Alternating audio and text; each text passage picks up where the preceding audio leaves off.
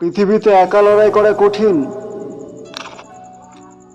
কিন্তু তো একসাথে হলে অসম্ভবও সম্ভব হয়ে যায়।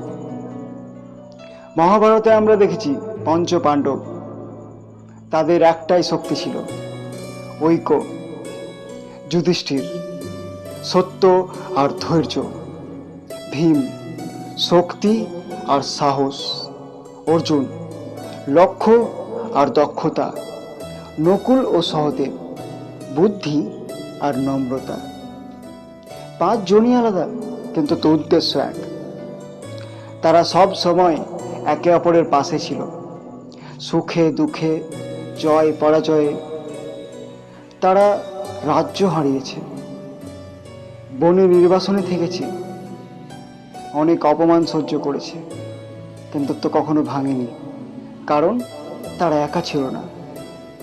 কেউ দিক নির্দেশনা দিয়েছে, কেউ বুদ্ধি দিয়েছে, কেউ শক্তি দিয়েছে, কেউ সাহস দিয়েছে। আর এটাই তো জীবনের আসল শিক্ষা। শুধুমাত্র নিজের শক্তির ওপর নয়, নিজের কাছের মানুষের ওপর ভরসা করাটাও খুব জরুরি।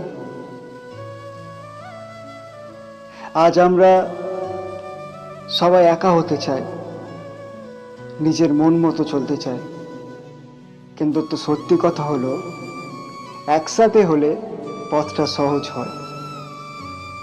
মনে রেখো, 5টা আঙুল আলাদা হলে দুর্বল, কিন্তু তো মুঠো হলে শক্তি হয়ে ওঠে।